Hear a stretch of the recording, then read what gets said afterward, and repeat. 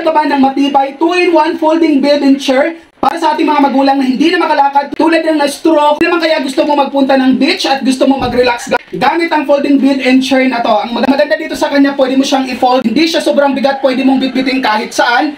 Pwede nga pala itong maging upuan dahil na-adjust lang po yung likod nito. Hihilain mo lang to pag ganyan para maging upuan siya. See? Oh. Pag gusto nyong mag-relax sa beach, ganyan. Emot-emot lang kayo ganyan. Siyempre may yung mga elders natin na hindi na makalakad, gusto na lang nila nakahiga or nakaupo. Ito yung perfect na para sa kanila, napaka-affordable lang ng price nito. Dahil 1K lang po ito. And then pwede rin natin siyang gawing higaan. Yung naka-flatten po siya. Okay, ganyan. So matibay. Oh. Kala ko nung una hindi ito matibay.